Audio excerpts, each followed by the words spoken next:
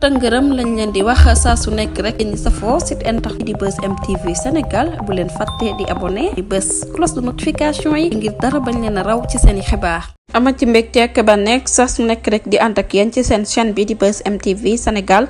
li gën a fës ci bopp xabaar yi dañ koy door rek blanchiment capitaux CENTIF nag daat nay fësal rek li nga xamante ne rek moom mooy boobu lee xibaar dañ nag am na ñaari compte yoo xamante ne rek ñu ngi ci ay tur yoo xamante ne ñu ràññee lool la lu toll ci 59 millions de francs CFA nag lañ ca daal di gis mu nekk xibaar bi nga xamante ne rek daat nañu koy fësal mu ñeel nag rapport bi nga xamante ne rek CENTIF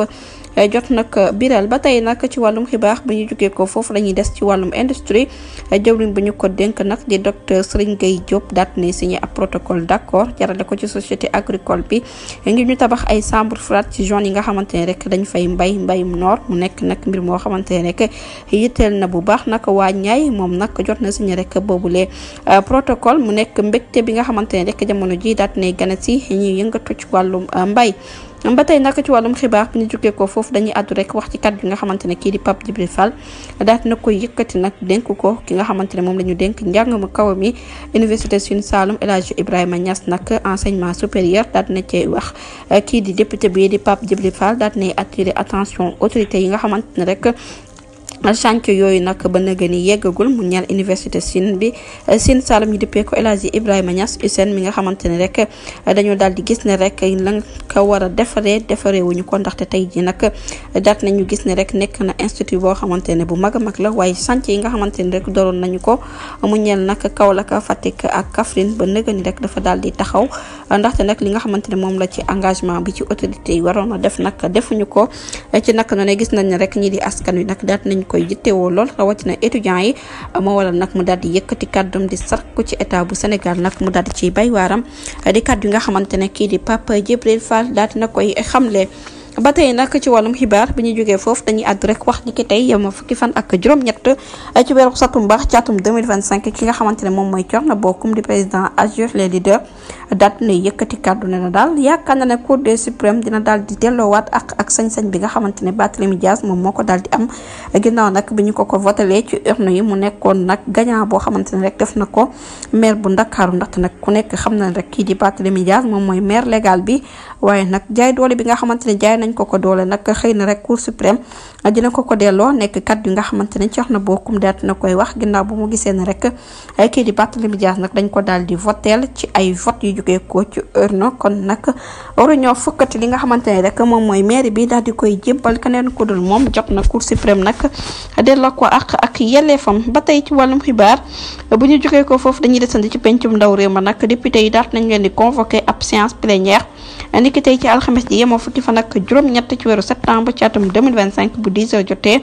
ngir càmbaraat lañ bët li nga xamante ni rek moom moo ñeel projet loi yi waaye tamit càmbaraat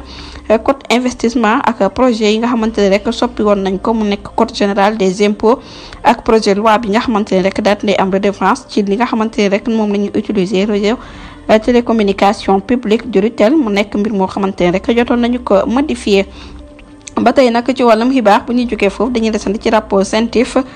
keneen ki nga xamante ne ñu ngi ko ci tudd nag du kenn ko dul Amissa Maké mi nekkoon ancien coordonnateur bu parc des technologies numériques bu jëm ñaaju nag ñu ngi koy topp ci wàllum luubal koppar ak xaalis ak complicité ci njuuj njaaj bi nga xamante ne rek def nañ ko yooyu les koppar toll ci 1,476 milliards wala 1,476 milliards comme ni koy économie di waxee moom la ñu daal di rek luubal moom ci jëmi boppam rek ginnaaw rapport bi nga xamante ne CENTIF daal dina koy biral nag ndiki démb kii di Amissa Maké pare na pour cautionner maanaam daal li nga xamante ne daal moom la ñu koy toppee mu daal di joxe ab caution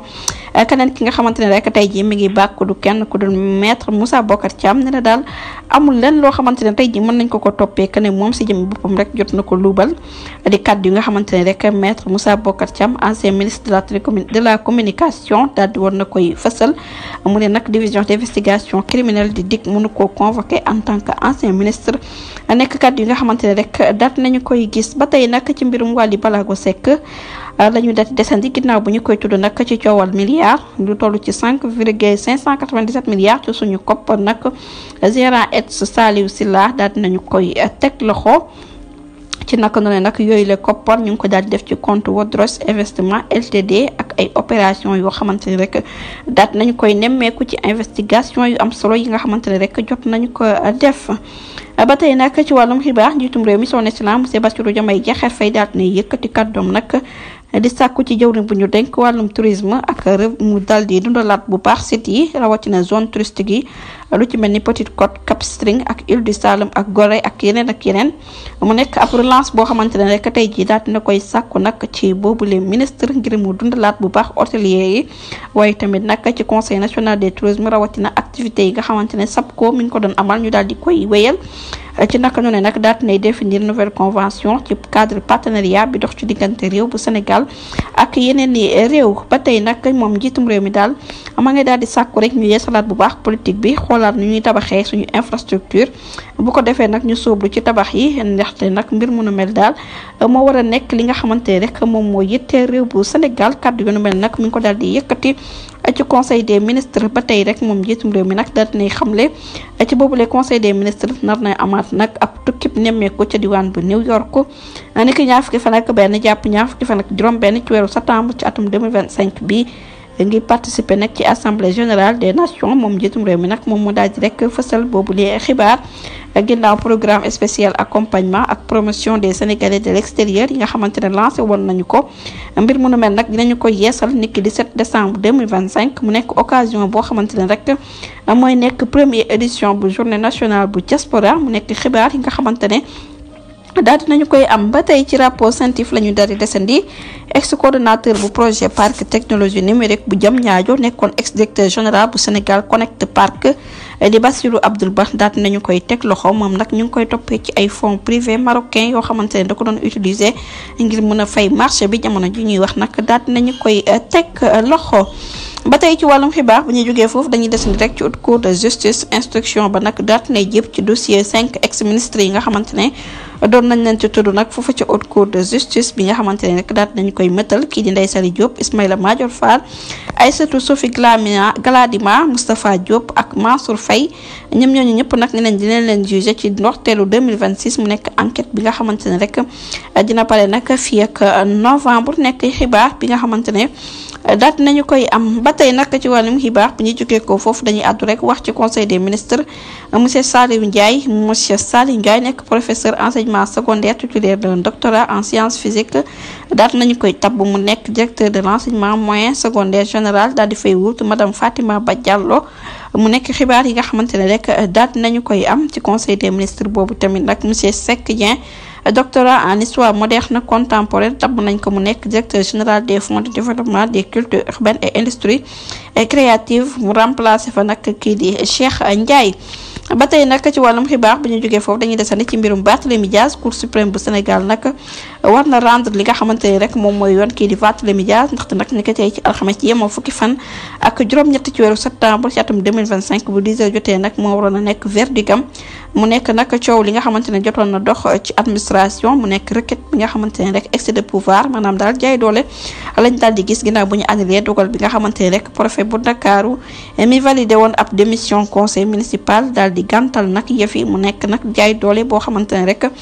Barthélémy Dias ak ay ñooñam nag daal nañu koy nemmeeku ba tey nag ci wàllum xibaar ci conseil des ministres boobu la ñuy daal di desandi ndax tekki di monsieur Saliou Abdoulaye Ngom administrateur civil daal nañu koy tabb mu nekk directeur administration générale de l'équipement d'âge wuutu fa nag ministre de l'enseignement supérieur de recherche et de l'innovation daal di fay remplacer monsieur Leyti Mbengue mu nekk nag xibaar bi nga xamante ne rek daat nañu koy am kii di monsieur Adama Faye nekk gestionnaire daat nañu koy tabb mu nekk président des conseils administration de la société africaine de raffinage du Sarl comme poste vacant ba tey rek kii di monsieur Aliou Faye nekk professeur enseignant secondaire tabb nañ ko mu nekk directeur institut éducation ak formation des jeunes aveugles daal di fay wutu nag monsieur ki nga xamante ne moom mooy Youssou Faye ba tey monsieur Amadou Lamine Sy mi nekk conseiller en organisation en classe exceptionnelle tabb nañ ko mu nekk directeur général des bureaux organisation et méthode du BOM daal di fay wutu nag monsieur Ibrahima Ndiaye ba tey nag ki nga xamante ne moom mooy Landing Bessan daal dina yëkkati loxoom moom président bu conseil administration bu Grand Théâtre nee na daal li nga xamante ne moom mooy saagam la ñu sàcc ci otoom ndaxte nag dafa daal di génn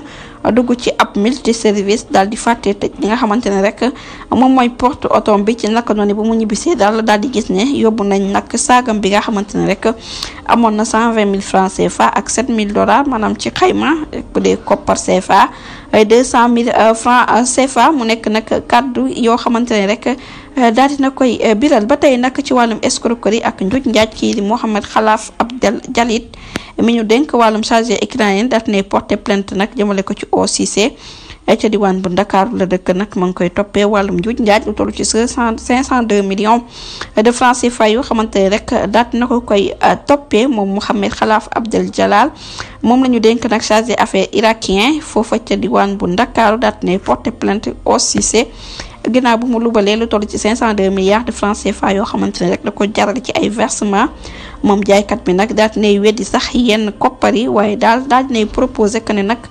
dina fay boobu leen mbir jamono ji ñuy wax nag mbir mi ngi ci sous instruction du ñàkk dinañ ci ñëwaat ci yeneen jotaayu xabaar jërë ngeen jëf ci ànd bi bu leen fàttali abonné di bës cloche de notification yi ngir dara bañ leen raw